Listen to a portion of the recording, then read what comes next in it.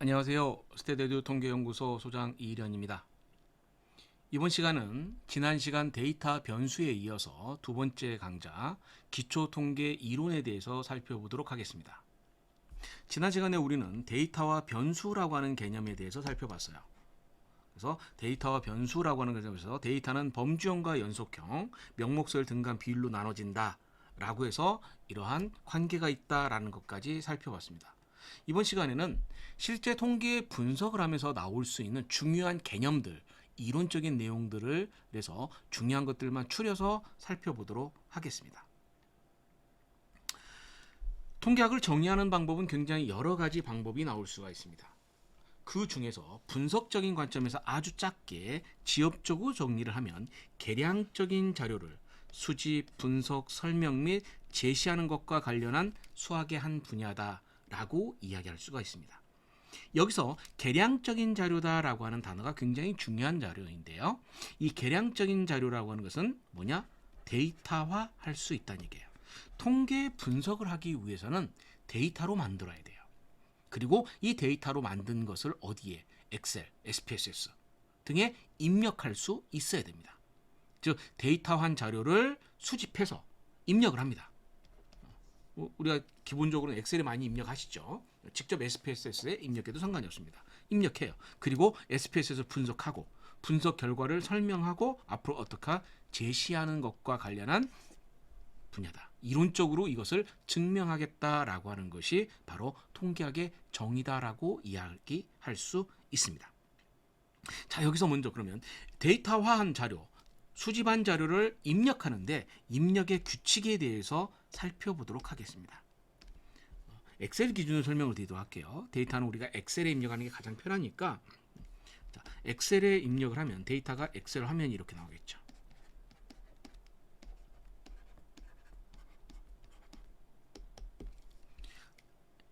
가장 기본적으로 데이터 입력 규칙은 세 가지입니다. 첫 번째, 한 사람의 데이터는 한 줄에 입력합니다. 대상자가 사람이면 그 사람 한 사람의 데이터 한 줄에 모두 들어가야 돼요. 사람이 아니라 개체, 물건이면 그 한 물건, 개체에 대한 데이터가 한 줄에 전부 입력이 되어 있어야 됩니다. 두 번째, 한 칸에는 동일한 항목들이 들어가야 됩니다. 설문조사라고 하면 설문 문항이 될 거고요. 측정했으면 측정 항목이 될 거예요. 예를 들어서 성별이다 라고 하면 여기는 성별만 들어가야 된다는 얘기가 되겠죠. 그 다음 세 번째, 가장 중요합니다. 요거를 우리가 뭐라고 하느냐? 셀이라고 이야기합니다. 요 셀에는 데이터가 한 개만 들어가야 됩니다. 한 개만 들어가야 돼요. 이렇게 계량화한 데이터화할 수 있는 것을 엑셀에 입력할 수 있어야 된다라는 얘기죠. 이렇게 엑셀의 데이터를 이 세 가지 규칙에 맞게 입력할 수 있어야만 통계적인 분석이 가능하다는 얘기예요. 통계학은 크게 두 가지, 기술 통계학과 추측 통계학이라는 것으로 나눠줄 수가 있습니다.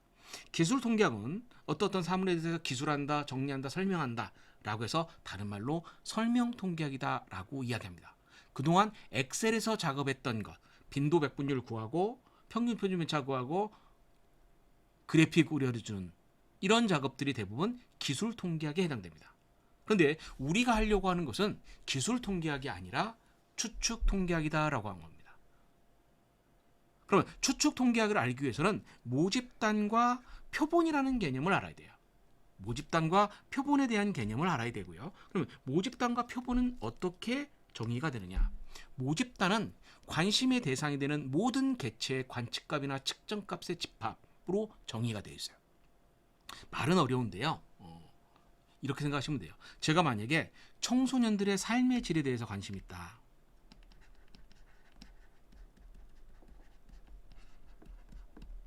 청소년의 삶의 질에 관심이 있다라고 생각을 할게요. 그러면 모집단은 뭐냐? 청소년 전체가 되는 거예요. 청소년을 어떻게 정의하느냐에 따라서 좀 차이가 생기긴 하겠지만 그럼 저는 이렇게 생각을 하죠. 초등학교 1학년부터 고등학교 3학년인 학생들을 대상으로 학생들의 삶의 질이 어떻게 되는지 관심이 있다라고 생각해주면 이때는 청소년이 아니라 학생들이 되겠죠. 왜냐하면 청소년이지만 학교 안 다니는 사람도 있을 수도 있기 때문에 그래서 학생들의 삶의 질이 될 거예요. 이러면 그럼 이때 모집단은 뭐냐? 초등학교 1학년부터 고등학교 3학년까지 모든 학생이 모집단이 되는 거예요. 모집단이 되는 거예요. 그러면 모집단 규모가 어떨까요? 몇백만 명이 되겠죠. 몇백만 명 될 거예요. 예를 들어서 500만 명이라고 생각을 해보죠. 500만 명. 그러면 500만 명 학생들의 전부 뭐가 있을 거냐? 첫 번째 학생, 두 번째 학생, 그 다음에 500만 번째 학생들의 삶의 질이 있을 거예요. 우리가 알고 싶은 건 바로 이 모집단입니다. 그리고 이 모집단에서 무엇을 구하는 거냐? 삶의 질이라고 하는 것에 점수가 있어요. 예를 들어서 4.8, 3.5 이런 값들이 있을 거예요. 그리고 이 값들에 대해서 무엇을 구하느냐라는 걸 생각을 해야겠죠. 이때 삶의 질은 어떻게 되어 있습니까? 삶의 질은 4.8, 3.5 숫자로 되어 있죠. 수치형 변수예요. 수치형 변수이기 때문에 연속형 변수인 등간이나 비일족토니까 무엇을 구할 수 있느냐? 평균을 구할 수 있다라고 하는 거예요.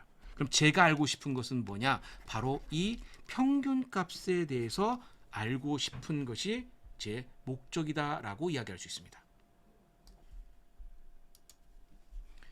우리가 알고 싶은 것은 바로 이 모집단의 평균인 뮤입니다. 하지만 모집단 전체를 조사할 수 없죠. 참고로 이런 모집단 전체를 조사하는 것을 뭐라고 하느냐? 전수조사라고 합니다. 우리는 이 모집단 전체를 조사할 수 없기 때문에 그 중에 일부를 뽑습니다. 이 일부를 뭐라고 하느냐? 샘플, 표본이라고 하고 이 뽑는 행위를 샘플링, 표본 추출이라고 합니다. 자, 이렇게 뽑은 표본이 있을 거예요. 예를 들어서 100명의 표본을 뽑았다라고 했을 때 이 100명에 대해서 삶의 질의 값이 있겠죠. 그러면 역시 이 삶의 질 값에도 무엇을 구할 수 있느냐? 평균을 구할 수 있습니다. 이때 모집단의 평균인 이 뮤를 모수, 파라미터라고 얘기하고요. 표본에서 뽑은 요 평균 X바 이거를 뭐라고 하느냐? 통계량이라고 합니다.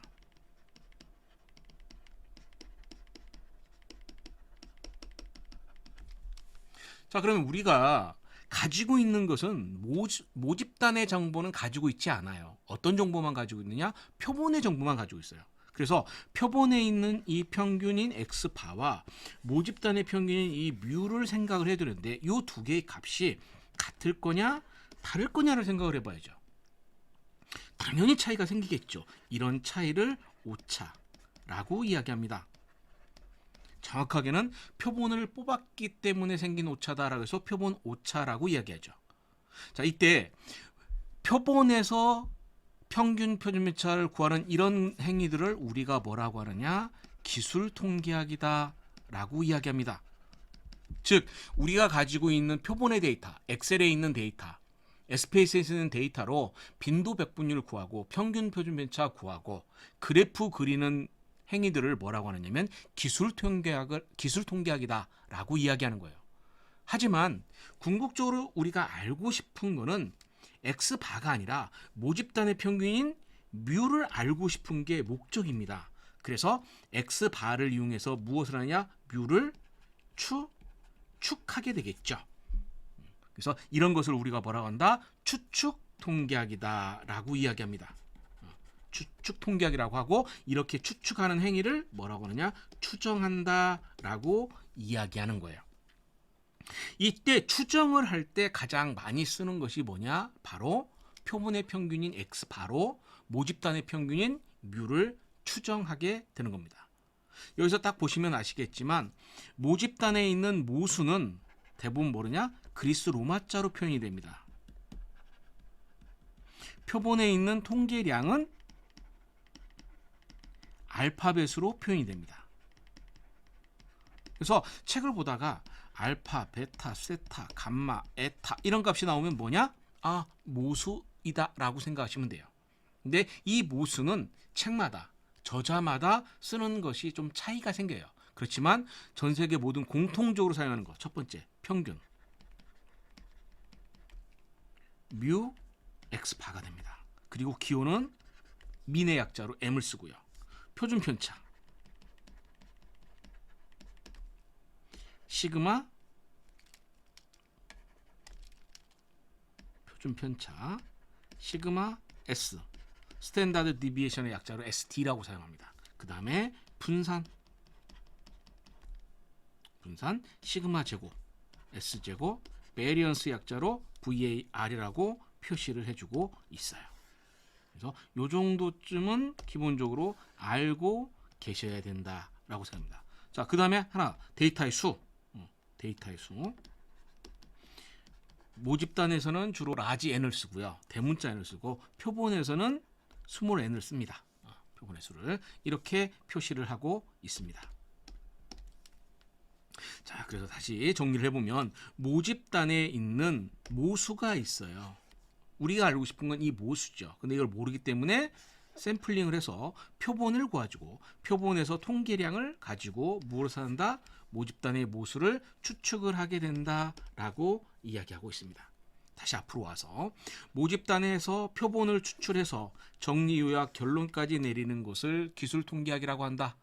그리고 이러한 표본의 정보를 바탕으로 모집단의 모수가 어떻다라고 이야기하는 것을 추측 통계학이다라고 이야기합니다.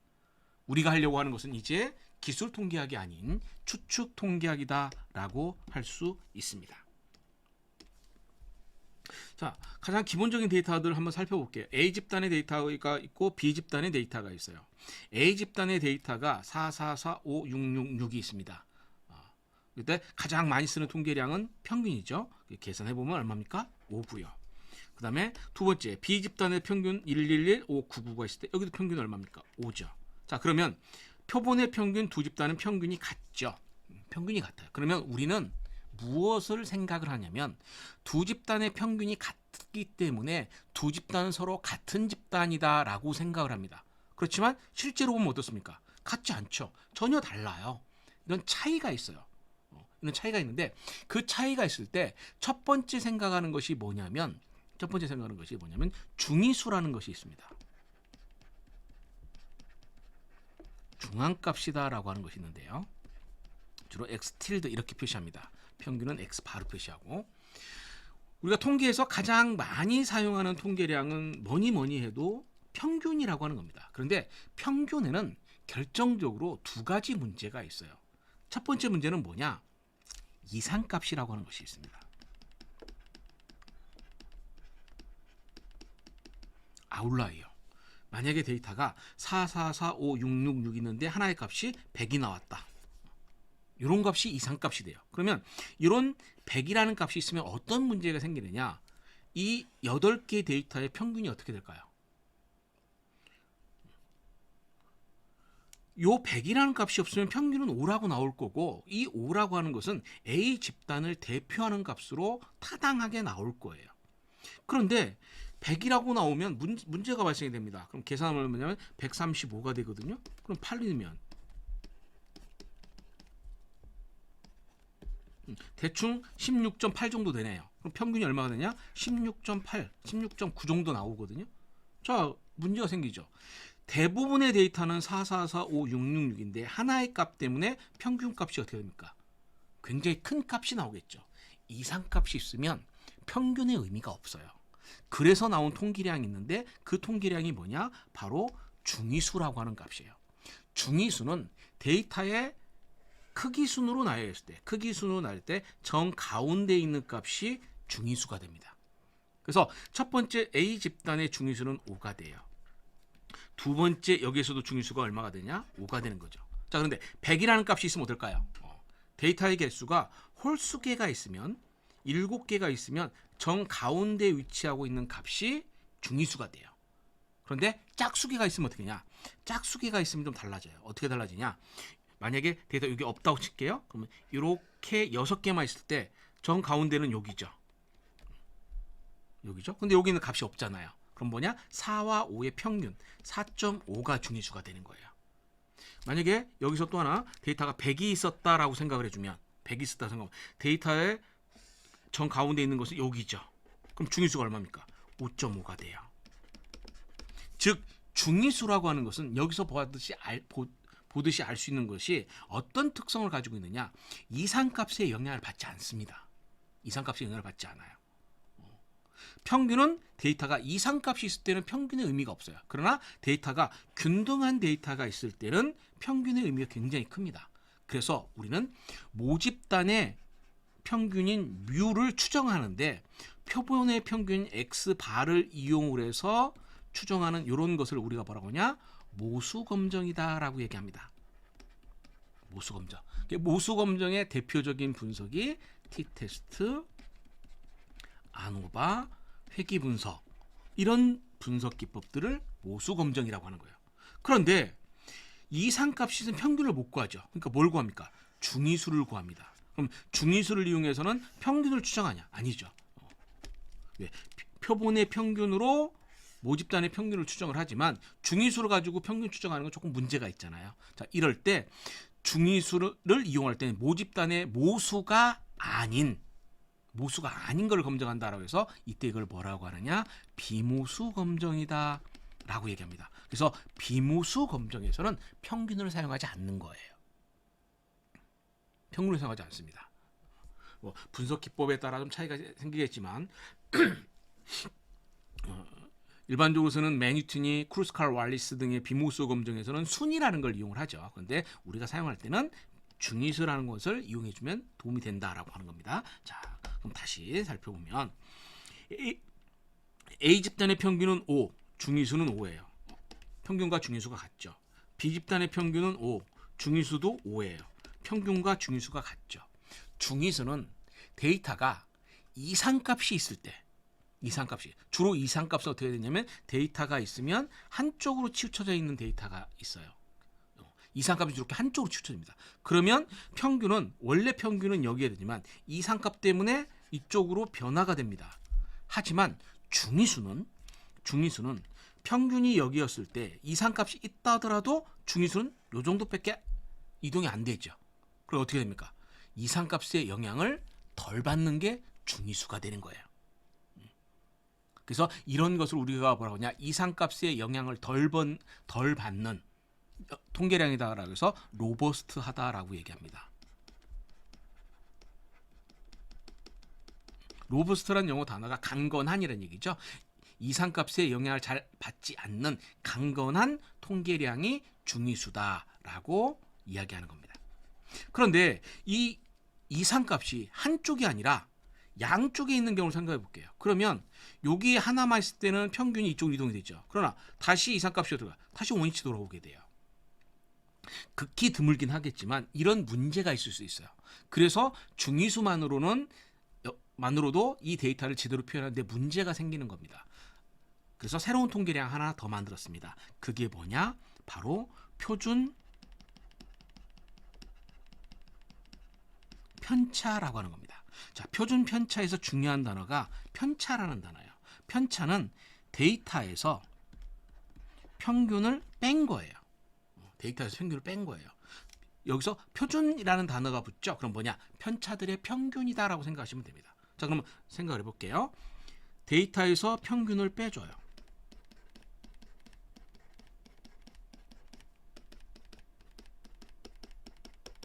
마이너스 1, 마이너스 1, 0, 1, 1, 1 되겠죠. 요 값이 뭐냐?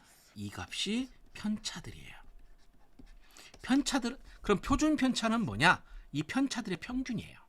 근데 편차들의 평균인데 그냥 계산하면 원래 평균 공식은 어떻게 됩니까?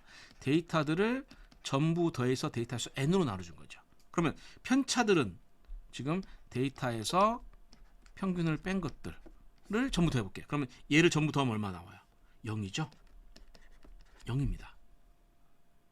요 값이 0이 되기 때문에 이렇게 n으로 나눠져서 표준 편차라고 놔두면 문제가 생기는 거예요. 왜? 값이 무조건 0이니까. 그래서 이걸 피하기 위해서 뭐냐? 제곱을 취한 겁니다. 여기에 제곱을 취했으니까 당연히 여기도 제곱이 들어가는 거고. 이게 분산인 거죠. 루트를 취하면 표준 편차입니다. 자유도가 있어야 되고요. 자, 이 경우에 이 데이터들을 가지고 편차들을 가지고 표준 편차를 계산하면 여긴 표준 편차가 1이 됩니다. 그리고 여기는 이 데이터의 표준 편차는 4가 돼요. 제가 인위적으로 이렇게 표준 편차가 1이고 4가 되는 데이터를 만든 겁니다. 그러면 우리는 평균하고 표준 편차가 나왔는데 평균하고 표준 편차를 활용을 하는데 어떻게 하냐? 평균에서 표준 편차를 빼줘봐요. 그럼 어떻게 됩니까? A 집단은 4가 되고 B 집단은 1이 되겠죠. 그 다음에 어떠냐? 평균에서 표준 편차를 더합니다. 그러면 6이 되죠. 여기는 더하면 9가 되겠죠. 우리가 평균 플러스 마이너스 표준 편차 이 용어를 굉장히 많이 쓰는데 이 이유가 뭐가 되냐면요. 평균에서 표준 편차만큼을 더하고 빼주면 A 집단은 4에서 6 사이에 분포하는 데이터가 돼요. 자, 그럼 모든 데이터가 그러면 4에서 6 사이에 나오냐? 그렇진 않아요. 지금은 우연히도 이렇게 만들었지만 이거보다 작은 값이 나올 수도 있을 거 아니에요? 또 다른 값들이 이렇게 나올 수도 있을 거고요. 자, 그러면 평균 플러스 마이너스 표준 편차는 어떤 의미냐? A 집단의 데이터는 대부분의 데이터가 이 범위 안에 있는 거예요. B 집단의 대부분의 데이터가 이 범위 안에 있는 겁니다. 그러면 여기서 대부분이라는 것은 무엇을 의미하느냐? 전체의 3분의 2를 의미합니다. 정규 분포를 가져가면 68.3%를 얘기하는 거예요. 그 얘기는 무슨 얘기냐면 A 집단의 데이터가 1000개가 있었으면 그 중에 683개의 데이터가 4에서 6 사이에 있다는 얘기예요. 그럼 나머지 310개는 4보다 작은 값, 6보다 큰 값. 그럼 310개 중에서 절반인 155개는 4보다 작은 값이 있을 거고 나머지 155개는 6보다 큰 값이 있을 거다는 얘기예요. 그리고 B라는 집단의 데이터가 1000명이 있었다라고 하면 그 중에 683명은 데이터가 어디?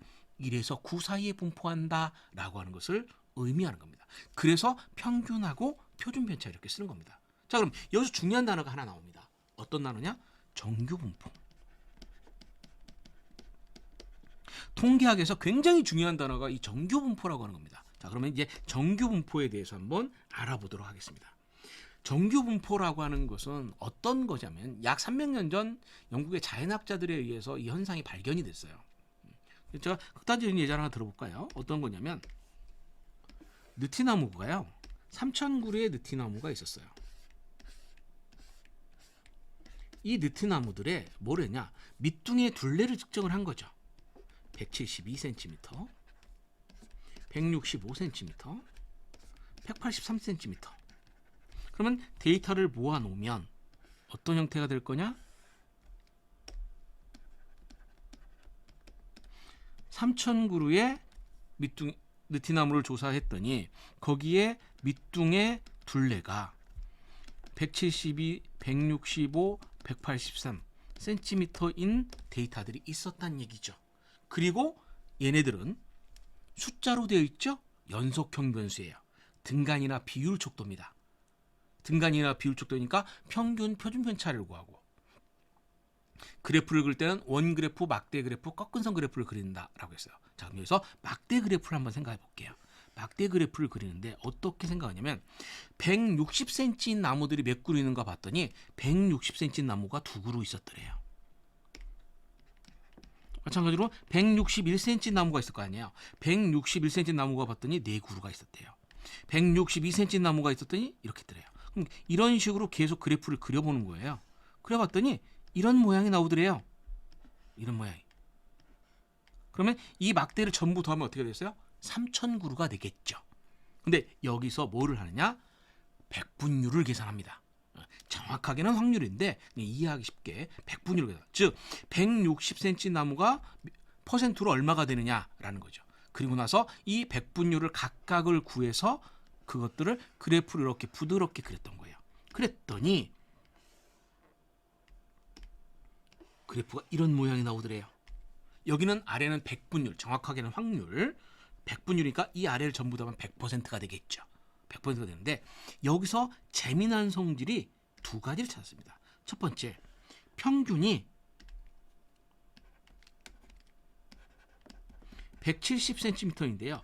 170cm인 나무가 제일 많더래요. 두 번째, 양쪽을 접었더니 좌우 대칭이 되더래요. 좌우 대칭이 되더래요. 그런가 보다 했어요. 그런데 또 다른 자연학자들이 또 다른 자연현상을 조사를 했습니다. 개미가 3,000마리가 있길래요. 3,000마리의 개미의 허리둘레를 쟀어요. 그리고 허리둘레를 잰 다음에 마찬가지로 동일한 작업을 해서 그래프를 그렸더니 이런 모양이 나오더래요. 그리고 이 3,000마리 개미들의 평균을 구했더니 얼마가 나오냐? 0.7mm가 나오더래요. 그리고 0.7mm인 개미들을 봤더니 어떻다? 가장 높았다. 좌우 대칭이 된다는 얘기예요. 그러면 나무가 3,000그루에 1,500그루는 여기 있는 거고 1,500그루는 이쪽에 있겠죠? 마찬가지로 개미가 3,000마리가 있으면 1,500마리는 0.7mm보다 크고 1,500마리는 0.7mm보다 작은 개미들이 나왔을 거예요. 이렇게 두 가지 성질이 있었어요. 그런데 여기에 또 다른 성질을 하나 더 찾은 겁니다. 그게 뭐냐? 표준 편차라고 하는 거예요. 표준 편차를 봤더니 여기는 10cm였고요. 여기는 0.1이었대요. 그러면 평균에서 표준 편차를 더해줍니다. 180이죠. 더해줍니다. 0.8이죠. 빼줘요. 160이죠. 빼줘요. 0.6이죠. 그리고 여기에 면적을 구하는 거예요. 여기 면적. 여기를 면적을 계산해 봤습니다. 전체 중에 얼마일 거냐라는 얘기죠. 이 면적을 구하는 것이 생각하긴 쉽겠지만 여러분들 고등학교 때 배웠던 정적분입니다. 생각 넘어가고 이 면적이 얼마냐? 0.683이 나오더래요. 그런데 여기도 0.683이 나오더래요. 그럼 무슨 얘기예요? 개미가 만약에 1,000마리가 있었으면 그 중에 683마리는 허리둘레가 얼마? 0.6에서 0.8mm 사이에 있다는 얘기예요. 느티나무가 1,000그루가 있었으면 밑둥의 둘레는 683그루가 160에서 180cm 사이에 있는 거예요. 그리고 0.8mm보다 큰 180보다 큰 것이 얼마냐? 0.683의 절반 0.15 정도 되겠죠. 15%가 여기에 있다는 얘기예요. 이런 성질을 가지고 있는 것을 우리가 뭐라고 하느냐? 정규 분포라고 하는 거예요. 이때 통계학자들이 데이터들이 어떤 규칙을 가지고 있으면 분포라는 단어를 씁니다.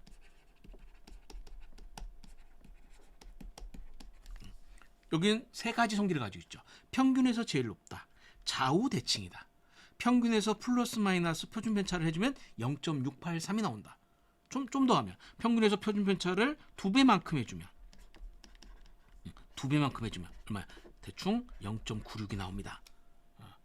9687이 나와요. 3배만큼 해주면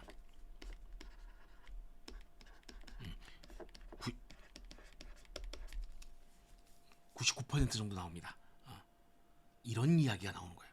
그래서 자연현상에 있는 데이터는 일반적으로 자연현상에 있는 데이터는 이런 성격을 가지고 있구나. 평균에서 제일 높고 좌우대칭이고 평균에서 플러스 마이너스 표준 편차를 하면 0.683이 나오고 평균에서 표준 편차를 2배만큼 플러스 마이너스 해주면 0.9687이 나오고 이런 성격을 가지고 있는 것을 뭐냐? 일반적 분포다라고 해서 일반적이라는 영어 단어인 normal을 쓴 것이고요. 이거를 번역을 뭘로 했느냐? 정규라고 번역이 되어 있습니다. 일부 사회과학에서는 이걸 뭐냐? 정상분포다라는 용어도 사용을 하고 있습니다. 자, 여기서 중요한 게 하나 있어요. 우리가 그동안 통계 분석을 하면 정규분포 얘기를 굉장히 많이 합니다. 왜 정규분포라는 용어를 쓰고 중요시하게 되느냐면 정규분포에서 무엇이 의미가 있어지느냐? 바로 평균의 의미가 있어지는 거예요. 정규분포일 때 여기가 이 평균이 되는 거고 이 평균으로 모집단의 평균인 뮤를 추정하는데 별 문제가 없는 거죠. 근데 만약에 데이터가 정규분포인데 이상값이 있으면 어떻게 됩니까? 평균이 여기가 아니라 어떻게 나오죠? 이렇게 나온다는 얘기를 했었죠. 그러면 여기 있는 평균으로 모집단의 평균을 추정을 하면 문제가 생긴다는 얘기예요. 또 데이터가 정규분포가 아닌 데이터가 있어요. 만약에 이런 식으로 분포되어 있는 자료들이 있었다. 그러면 여기에서 평균은 어떻게 되냐? 우리가 아는 계산 공식을 찾으면 여기가 됩니다. 근데 실제 평균은 어디야? 여기라고 하긴 조금 무리가 있을 수가 있겠죠. 여기가 되거든요. 이런 문제점들이 발생이 된다. 그래서 통계학에서 정규 분포라고 하는 것이 중요하다라고 이야기하는 겁니다. 여기까지 두 번째 시간 기초통계 이론의 중요한 개념들에 대해서 살펴봤습니다. 다음 시간에는 가설에 대해서 살펴보도록 하겠습니다.